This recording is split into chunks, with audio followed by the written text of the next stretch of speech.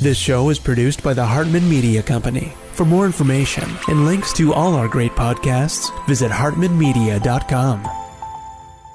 I'm in St. Augustine now. You know, if I had never worked for you and had that wonderful experience and gotten to know you, buying this investment property was life-changing. It has not only been very profitable, but it's a wonderful place for our family. And I'm here right now and just thinking about and wanted to thank you for that.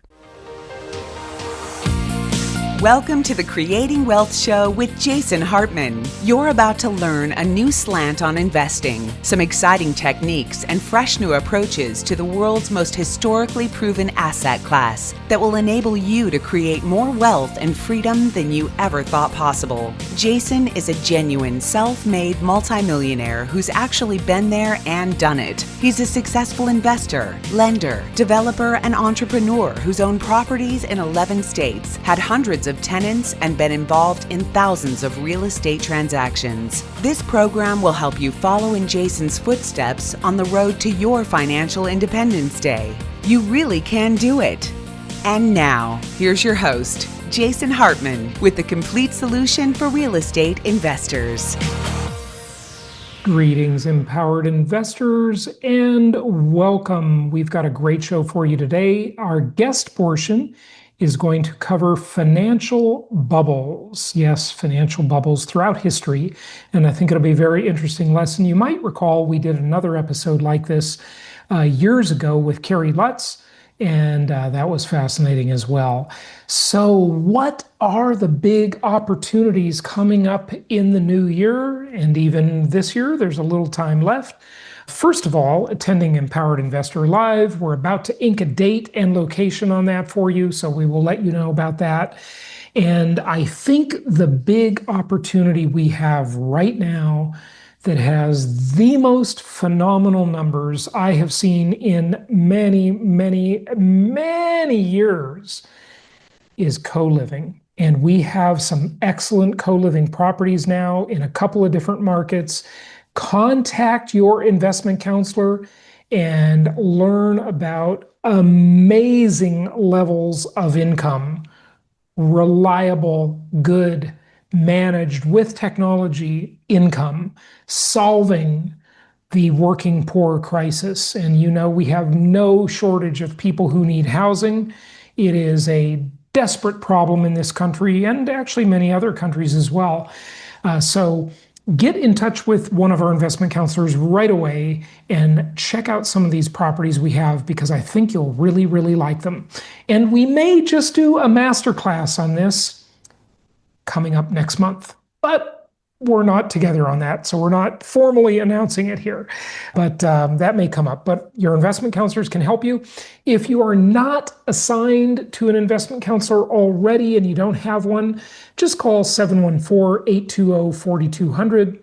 That's 714-820-4200, extension 2, and you'll reach one of our investment counselors, or go to jasonhartman.com, and you can actually check out some of these properties on the properties page, and you will be blown away by the incredible ROI, return on investment. It's very good. Okay, before we get to our guest today, let's talk about a couple of these predictions from Redfin. I just want to touch on them as quickly as possible. Number one prediction, this comes as no surprise, but here it is. Prediction number one, mortgage rates will drop to the low 6% range, and that is one factor improving affordability. But there's another factor. Incomes have been going up pretty darn nicely, and they have actually outpaced housing prices. That has not been a normal thing over the past many decades, but we've got it now, so it's exciting. So I think interest rates are actually going to drop a little bit lower than Redfin does, but we shall see. I don't know. I'm just optimistic. I know that Powell has been under a lot of pressure. I know that Powell is out. He's out. And we're going to get someone better. We don't know who it is yet. There's been talk of a couple of different candidates, and all of them so far that I've seen or read about look pretty darn good in terms of easy money. But remember what happened last Friday? We started back up with the money printer. and that is through the form of quantitative easing this time. QE is back. It started just a few days ago, and it's very exciting because it's not only about interest rates, it's about credit availability. And QE, I would say, works harder on the credit availability side than it does on the interest rate side directly, right? The Fed funds rate works more on the interest rate side. But what happens? Just think about the dynamics of the marketplace, right? The law of supply and demand rules everything. It rules all of us. It rules our decisions and our thoughts about the marketplace. And when mortgage credit availability or availability of any credit in the markets is easier, that's going to flood money into the system, and it is going to make lenders compete for borrowers, and that pushes rates down. You see, one is a more direct mechanism. Now, remember, the Fed does not directly control mortgage rates at all, but overall interest rates and cost of money is very much influenced by the Fed, not mortgage rates directly, though. Then we've got this other dynamic of QE, and when they are up buying assets, that makes lending much more plentiful. So we are moving into an era of much easier money. We've been in an era of tighter money, and you know what that means. That means upward pressure on real estate prices. So own some of that real estate. Own a lot of it if you can. Multi-dimensional asset class is the best thing going. Okay, so that's prediction number one. Number two, home buying affordability will improve as wages grow faster than prices. This is what I was mentioning just a moment ago. I've read many articles on this lately, and I've looked at several charts on it. Here is just one of many, but this is exciting. I mean, wage growth is actually outpacing price growth. Price growth has been so mundane and so moderate. Just about 2% year over year. Nothing too exciting, depends what survey you look at, of course, but price growth has been very moderate, very muted. We'd like to see 6%. That would be what we would consider a normal market. Of course, when the market goes crazy, we can see, 15, 20, 25% annually. It's just beyond ridiculous. But that money printer is warming up again, and you better be ready to take advantage of it. Okay, number three, home sales will rise 3%. Now, this is sales volume they are talking about, sales volume. The number of existing homes sold seasonally adjusted annual rate, SAR, seasonally adjusted annual rate. Home sales are very seasonal, so you always should annualize them because it's a much more accurate way to look at it. And so here is the projected estimate for next year, which is higher. So that means all of the real estate agents, all of the brokers, all of the lenders, all of the mortgage people, all of the settlement providers, the home warranty people, the people that do homeowners insurance, that sell furniture, that sell appliances, that sell paint, that sell yard stuff, and all of the contractors and service people, they're going to get a lot more business with increased home sales because that's all so directly tied. And this is why the powers that be, the elites that rule the world, don't want to see the real estate market decline because it is so important to them because there are so many ripple effects throughout the economy. So home sales looking up for next year. Great news for the real estate people and all the related industries. Okay, rents will rise as demand for apartments rises and supply falls. This has been a difficult thing for us investors over the past few years. We've had a record number of new apartment home deliveries. They started building like crazy. You saw apartments going up like crazy in every major American city and even secondary and third tier cities. Lots of apartment construction. Too many, oversupplied market, too many units delivered, and apartment owners were cutting deals. And as they were cutting deals, it pulled some of our renters out of the single family market. Someone may enter the market and think, hey, I would like to rent a single family home, but if the apartments are making such incredibly good deals, they're going to yank some of that demand away from the single family market. And that has hurt us as single family investors because we've had some pretty tough competition from these apartments. But that tide has turned, okay? And it is definitely turning. So here we see that the apartment builders stopped constructing a couple of years ago. Their supply is getting absorbed, and they are now seeing rent growth. And that's great for us because that means we will no longer have these big apartments competing for our tenants so vigorously the way they have over the past couple of years, which has softened our rents. So we don't want to see that. So this is like all good news, right? This whole report is good news. And this is not my report. This is Redfin. I'm just adding my commentary. Their prediction, number 5, housing costs will reshape households with more roommates and fewer babies. Sad state of affairs for the Western world, going extinct, especially you white people. You are definitely going extinct. You might have seen Elon Musk's post on that recently. That caused some controversy because, God forbid, you can't talk about the whiteys. They're the evil ones, right? This is an absurd world we live in, folks. Okay, it's just completely absurd. I'm making fun of it. But this is not funny. Extinction is forever, as the leftist environmentalists like to say, and this is not good news. Gotta have some kids, folks. Yours truly included. Here, we're going to see more people co-living and cohabitating.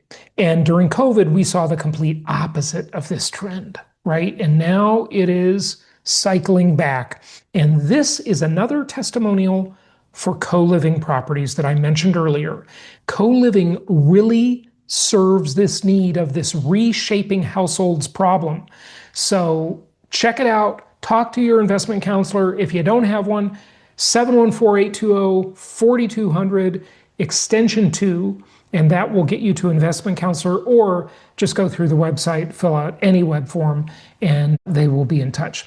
All right, prediction number 6, the affordability crisis will unite policymakers across party lines. I would say this is true, and just think for a moment about how long it took to bring this to the attention of politicians, how slow their machine is, how unresponsive their machine is. I mean, this has been a problem for really a couple of decades. I mean, the 90s was like relatively affordable. No one would say it was at the time. Okay, at the time in the 90s, and I was practicing, I was in the real estate business back then, everybody was complaining about how housing is so expensive, but it's worse now. Okay, it's much worse now.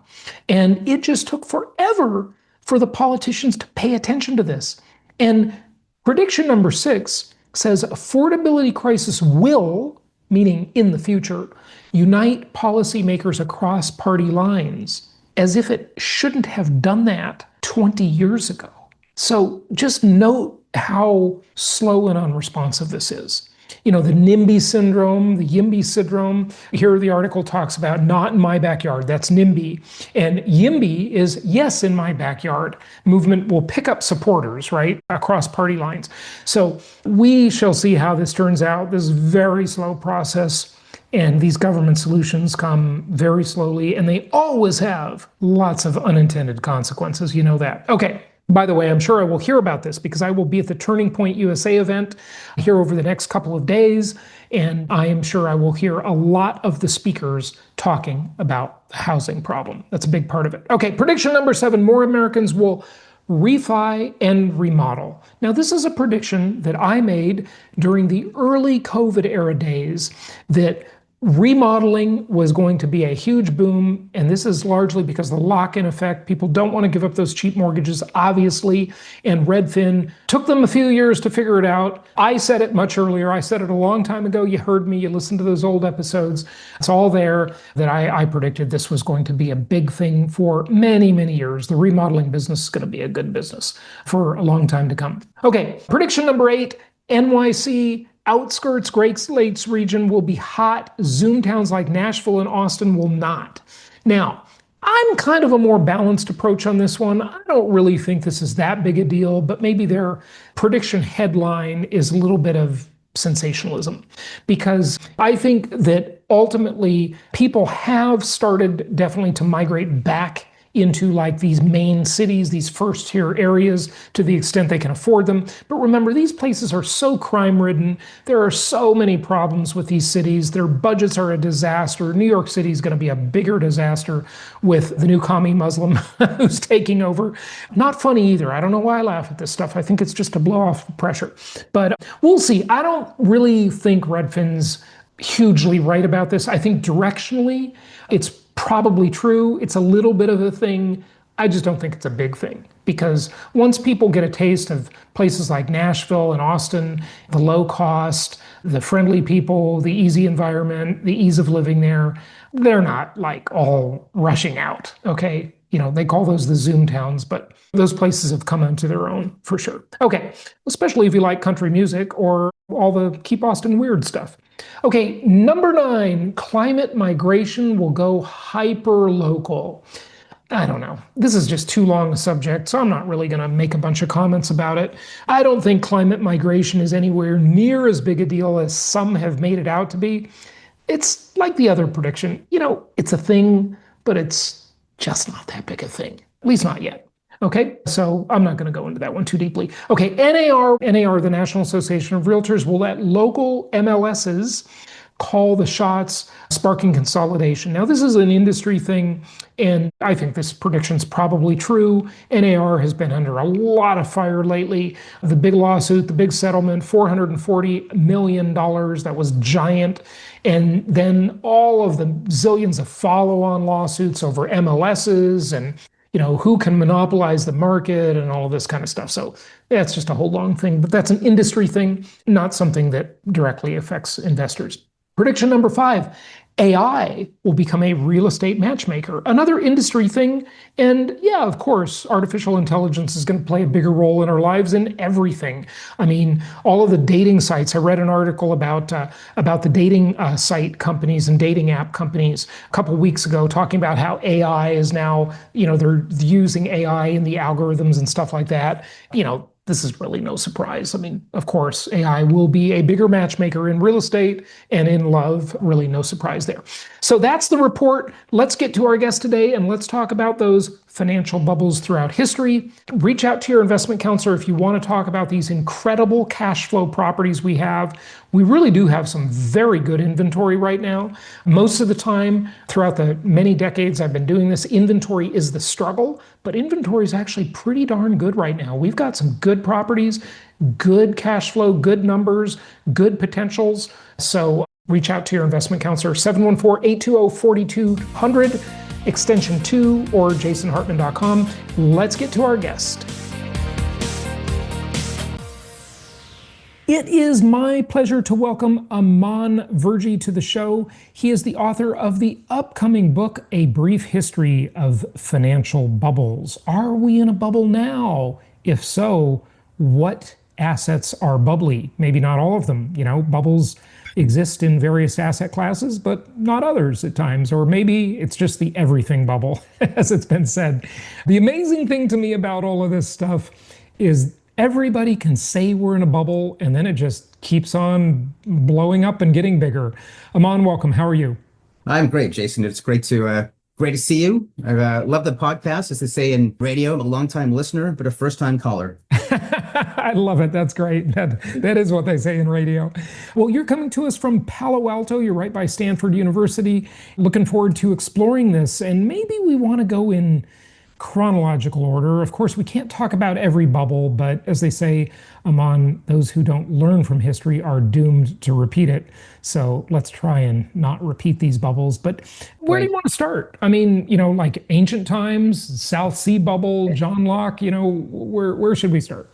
Well, in my book, I really went after 10 bubbles that begin with the Amsterdam tulip bubble in 1636-37. Lots of interesting stuff there. I thought the 1720s was actually a really interesting one too. It had the South Sea Company and the Mississippi Company, and a lot of implications for monetary policy, which I know is near and dear to the fans of the pod. So maybe we can start with that one and then move forward from there. Sure, sounds good. Sounds good. And maybe before we dive into these different bubbles that you want to teach people, what is a bubble? Maybe we should define that because everybody has a different interpretation of what that means. Yeah, I think the easiest way that I kind of get my head around it is it's just a run up in asset prices in some time and location that then gets undone. So, in the case of something like tulips or railways or tech stocks, we saw expansions in price of 5 to 10x over a 2-year period, and then it all kind of went away. You can define it differently, like somehow, valuations get away from fundamentals, but that's very subjective too, right? What fundamentals are you looking at when you think about crypto? And that's different from stocks and different from bonds and different from real estate. So I try to stay away from the opinion like, hey, I think this stuff is overvalued and therefore we're in a bubble, and just stuck to empirical data. Like there's a big run up in this asset and then a big and symmetrically consistent decline in that asset over about a 2-year period. Yeah, yeah. Okay, good. So bubbles by definition always pop. Yeah, exactly. Okay, great. Okay, got it. Okay, good. So take us to the first one you want to chronicle. So the first one that I just fell in love with this in writing it. Initially, I thought the book would be about 200 pages long and about 20 pages on 10 different bubbles. It ends up the book is now 500 pages long and a little bit longer because I just got caught up in a few of them that were fascinating to me in terms of the economic policy and the monetary policy. The South Sea bubble and the Mississippi bubble in England and France in around 13 to 1720 was, I thought, really interesting in this respect. You had two very similar bubbles that happened. The two companies in play are the South Sea Company and the Mississippi Company. It turns out that by today's numbers, they would have been worth about $6 trillion or $8 trillion in market cap. Wow. Controlling for inflation. So if you think Nvidia is a high value company, these yes. companies outdid that, huh? Yeah. Yes. And they're both very similar. The way they got into these valuations was very similar. They're both trading monopolies. In the case of the South Sea Company, they have a trade monopoly between England and Spain after the War of the Spanish Succession with the New World, which for them would have been Spanish South America. And in the Mississippi Company case, it's France with their colonies in North America. So they take these trading monopolies as a bargain with the government. They also have to buy a certain amount of government debt, which both those governments needed coming out of the War of Spanish Succession. France makes one really big change in about 1719. They compromised the banking system. England didn't do that. And some of that, in the case of England, was just a political accident. The Bank of England was aligned with the Whigs, so they stayed independent. The South Sea Company was aligned with the Tories, who were in power. And so they never really compromised the banking system. They maintained central bank independence. France did not. They gave the Banque Royale over to the general manager of the Mississippi Company, a guy named John Law, who was, there's plenty of books to be written about John Law. He was a Scottish rogue and scoundrel. He escapes from Scotland at a tender age of 23. He's an amazing story. Everybody needs to know the story of John Law. Wow. Yeah. And I have a little cutaway in the book on him, but he's a convicted murderer. And he breaks out of jail the night before he's supposed to be hanged. Wow. And 15 years later, he ends up becoming the CEO of the biggest company in France. In fact, in the history of the world, like on the order of the Dutch East India Company. He convinces his friend, the regent of France, the Duc de Noailles, to give him the bank, the central bank of France, the Banque Royale. And so that would be like giving, Jensen Huang or Elon Musk the Federal Reserve governorship of the U.S. Yeah. What do you think those people would do? I don't know what Elon would do, but I know what John Law did. He printed money. He created a huge increase in the money supply, and he did that to finance cheap loans for shares of the Mississippi Company. Well, that creates the Mississippi bubble. It's a bubble that's so large that it also creates massive inflation in France. And the result is the French people rebel. They now hate fiat currency. They want to go back to a gold standard. As they take away those levers, the Mississippi bubble deflates, the South Sea bubble deflates. But the consequences are very different. So up until now, France and England both go through the same problem. In the case of England, though, because they had central bank independence, they have a mini recession, 1721, 1722. They actually emerge stronger with financial securities markets that are well functioning. They have a very good prime minister in Robert Walpole, who takes power after this incident. And Walpole has a very disciplined next 20 years. He pays the government's bills. They actually have they reduce the government debt, interest rates fall, and they're able to raise money and finance a standing army and the world's most powerful navy. In France, it's the opposite. The depression that hits in 1722 is really bad. John Law is out of a job and he's under house arrest and is out of the country. Because the French peasants rebelled, there's no more central bank. They can't print currency. They can't raise debt. Now they can't finance an army. They default on their debt in 1726, and now the government bonds are uninvestable. And for the next 20 years, they don't have enough money to preserve an army. So it's the biggest country in Europe by 3x over Britain, but they start losing wars in the 1730s and 1740s. They lose the war of the 7 Years' War in 1756 and 63. They lose North America to the British. That's why we're speaking English right now, not French. Right. And as a result of all this, just France continues to lose traction, lose military hegemony, it compromises their economy, and eventually you get the French Revolution and the end of the crown in 1789-91. But that 70-year history all goes back to what those decisions were at the end of those bubbles and how they chose to put their respective countries back together again. One of the interesting things that you mentioned a few minutes ago is that all of these bubble companies had a deal with the governments, with the respective governments, to have some kind of market monopoly. And I'm just wondering the impact of those distortions. Whenever the government gets involved, they distort the free market, of course, right? So what part does that play in bubbles? I think it's pretty significant. Yeah, I think those two cases were definitely the result of government monopoly.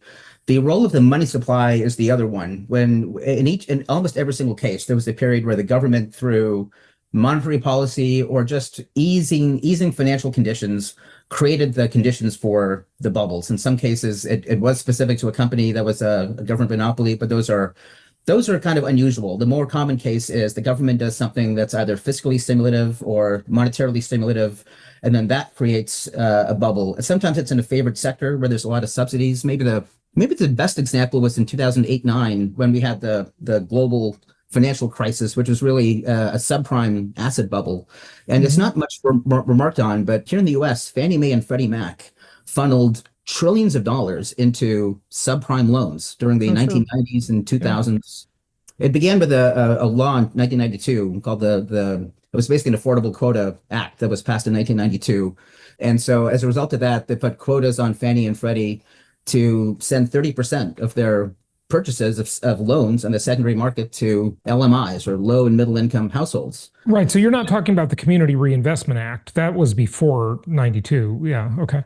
That was 1977, and also a factor. It also was a factor, I think, in some of this lending. But in my research, Fannie and Freddie were the ones who were mostly buying subprime loans. And those quotas went from 30% to 50% by 99-2000. Wow. They were at 56% by 2007. Yeah. And this was under George Bush and Bill Clinton, and different, Congress was in Republican, Democratic hands. So it's a bit of a bipartisan mistake. But the goal to support ownership of housing, which sounds good, but do it by compromising your banks again and compromising your financial institutions, as opposed to, building low income housing or giving subsidies to people who need it. Right. Very different decision. And that's what caused the subprime bubble in 2008. Yeah, no question about it. The government needs to get out of the way.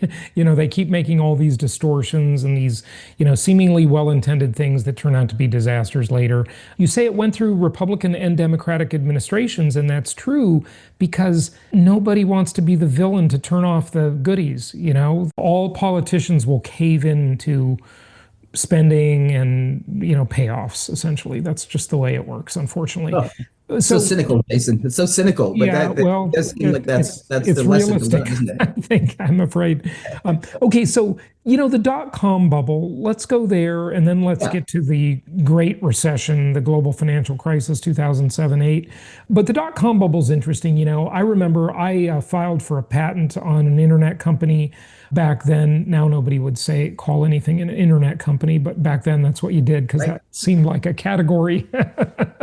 And it was mind-boggling. I remember that CNN documentary. It was called GetRich.com, and they profiled all of your neighbors there in Silicon Valley that were getting so insanely rich, and some of these business ideas that just weren't even real businesses. And this idea that the internet was infinitely scalable.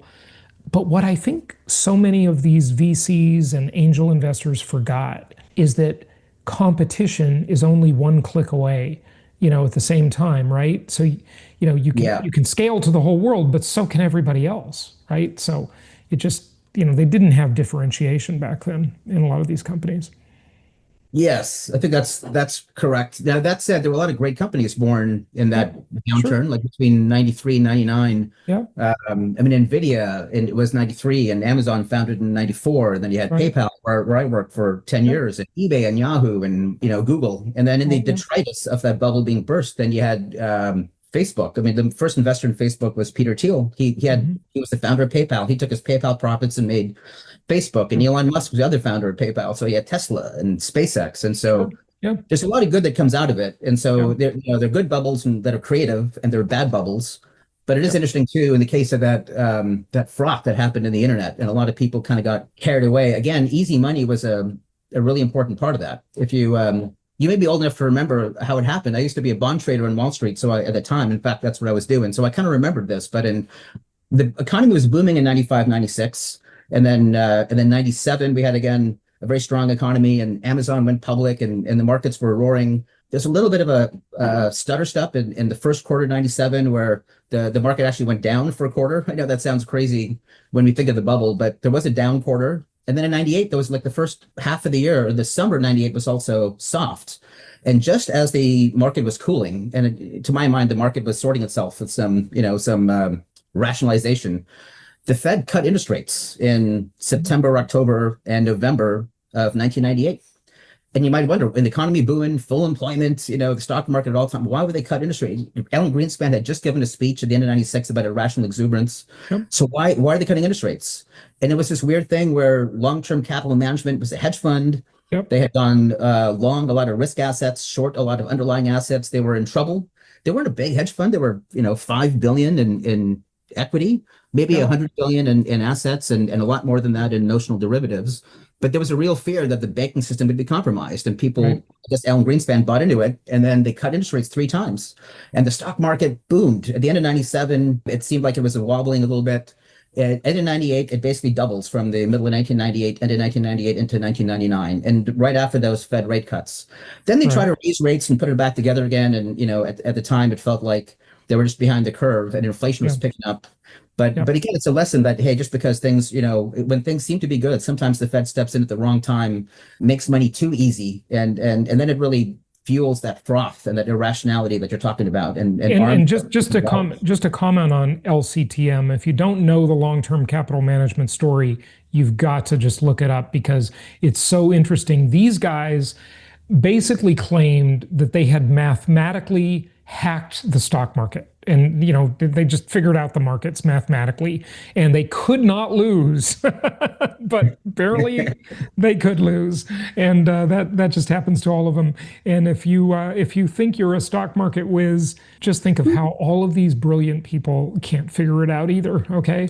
So just know that to keep it in mind. But then, then the Fed had an excuse to cut aggressively again after 9/11. So Yes. then basically, that was kind of the predecessor to the housing bubble, but not completely because a lot of that was just the Wall Street scams that were happening in the background. We all know the subprime story. That was all apparent to the public Yes. eye. But what we didn't know is all of the stuff that was happening in the background, selling the same loan in a pool 33 times, and all of the crookery and just disgusting greed that Wall Street was part of. But let's move up to the Great Recession. Yeah. So I think the narrative you're talking about, and there's a lot of value to it, but I'll just remind you that if you want to blame the 2008 subprime bubble and boom on things like greedy investment bankers, conflicted credit rating agencies, and all that shenanigans around pooled mortgages and CMOs or collateralized debt obligations, that is a part of the story. But in this book, I really asked myself, are these things really the cause? Are these new? Why did the bubble happen in 2008, not 1998 or 1988? Like what happened around 2007, 8 that really created the conditions for a bubble? Greedy investment bankers have been around for a long time. I used to work on Wall Street in the mid 1990s. We were greedy back then, Jason, and I think greedy investment Of bankers course. Yeah, right. forever. The Nothing first new. the first rating agencies were after the financial panic of 1907. I think Moody was the first guy to put ratings on bonds in 1909, so that wasn't new. Bad government regulation's been around as far as I can remember, and derivatives have been used to finance. I mean, the first mortgage-backed bonds were slave bonds in the 1840s and 50s. So the question really is, what was new, and what enabled the bad behavior and people to get away with it? I think you figured a big part of it, which was the low interest rates that we saw after 2001, after 9/11. The Fed funds rate came down to below 2%. Fine. There was an emergency. They wanted to reopen the market. I get that. 2003, 2004, rates were still at 2%. And so you have to ask yourself, how long do these emergency measures go on for? Right. So, 3 years now, like after COVID, if we had interest rates that were too low for 3 years beyond COVID, it's like, what are we doing? And so low interest rates means that people have to reach for yield. And when you have to reach for yield, you start looking at investments that are mid or high single digits in subprime bonds and thinking, well, that looks pretty good, right? I got to make a 6-7% rate of return. I can't do it on treasury. So now I got to go into subprime bonds. Yep. And then Fannie and Freddie Mac were putting trillions into subprime bonds. So after 2009, and they did a review of who owned all these junk bonds, subprime bonds with the 2% down and the teaser rates. Fannie and Freddie owned over half of all that subprime mortgage debt in the US. So the private sector owned a chunk of it, but CRA loans, Fannie and Freddie, the VA, FHA, the government owned the majority of the bonds at the time. So Right. so that was the thing that really changed in the mid 90s. It was low interest rates, but it was also just, fueling it with government money. And then you make bad banking and poor credit rating agency governance profitable. Once again, more government distortions, Yeah.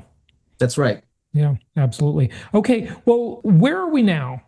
Well, we are, I guess the good news is that history repeats, and I think we are getting back into very expensive valuations. I think the good news is we haven't had the same kind of governance issues that we saw like in the subprime bubble in the 2000s. Interest rates right now are sitting at 4% in the US. So we're not at those danger levels. And I think the bubble if we are seeing a bubble, I do feel like there's one emerging in AI stocks. There's a lot of excitement about companies that are using AI. In Silicon Valley, we see it all the time. AI native companies, or what AI stocks are basically commanding valuations and multiples that we just have never seen in the Valley. It is a transformative technology, so I want to give it that credit. I think it's like mobile or the internet or the computing revolution. Like, it's on the order of that. That's going to be the impact it's going to have on our lives. But the valuations in AI are racing ahead. At the same time, we've seen like SaaS stocks in the public company, which I remember used to trade at 10, 11 times sales. They're at 6 or 7 times sales. If you don't have an AI story, it doesn't feel like there's a bubble in those assets. So I think it's actually going to be okay as long as the government doesn't engage in the kind of easy money or manipulative financing to kind of push the economy forward. That I think would be very dangerous. Yeah. So at the time we are recording right now, Palantir is trading at a PE of 446. Right. That's hard to justify. That means and it was worse than that. It was over 500. It was like 519, I think, maybe at the peak. That means if no growth occurs, investors need to wait 446 years to get their money back. Right. I mean, like great grandkids or their AI companions will benefit from. Are you kidding me? I mean, talk about this. These insane PE ratios. Right. Thoughts? Let me start with the broader market and then zero in on some companies. So the Mag 7 are trading at 27 to 29 times earnings as of today. At the peak of the 2000 bubble, the PE ratios were more like 70 plus, and you had a lot of unprofitable companies that were like Yahoo, like being valued in the top 10. I don't think that's happening. To me, that's not the stuff that bubbles are made of. I think we're still in the broad market seeing high valuations, but not, unsustainably high. Palantir and anyone with an AI story or anyone who thinks they can, double and double and double and double again for the next 4 or 5 years, you just have to, in the Valley, we say that's growing into your valuation. So we're basically giving you credit for the next 3 years of compounding growth, and I guess hoping that you catch up. And in my experience, that you're when you're in the Valley and you're an investor, you're hoping that you get one or two great companies out of every 10 that you invest in, and as long as you catch that one, it returns your fund and you do great. It is hard to justify individual companies in an optimistic market like this, especially around that AI story. So that is where I'd be I'd be careful. And the other challenge with the AI is it's very expensive, right? It's CapEx intensive. The compute required is immense. So it's not like an internet company where you launch a website and scale. The scale here is gated by energy restrictions and by capital. And so that is a problem to me. Those data centers are incredibly expensive, and the energy is a big issue. But I am glad that it's creating this interest in nuclear power, because that is the cleanest, best thing we've got. The safest, cleanest, best thing going. So that's good news. Okay, anything to wrap it up? Any questions I didn't ask you? Anything you want to share, and also give out your website?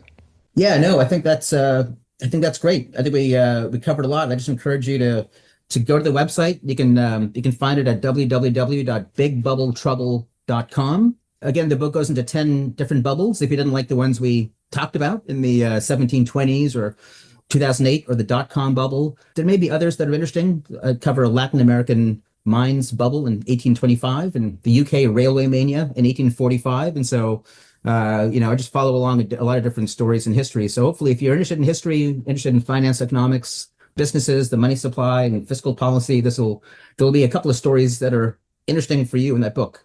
Good stuff. Aman, thank you so much for joining us. Thank you, Jason. Great to meet you. Thank you so much for listening. Please be sure to subscribe so that you don't miss any episodes. Be sure to check out the show's specific website and our general website, hartmanmedia.com, for appropriate disclaimers and terms of service. Remember that guest opinions are their own, and if you require specific legal or tax advice or advice in any other specialized area, please consult an appropriate professional. And we also very much appreciate you reviewing the show. Please go to iTunes or Stitcher Radio or whatever platform you're using and write a review for the show. We would very much appreciate that. And be sure to make it official and subscribe so you do not miss any episodes. We look forward to seeing you on the next episode.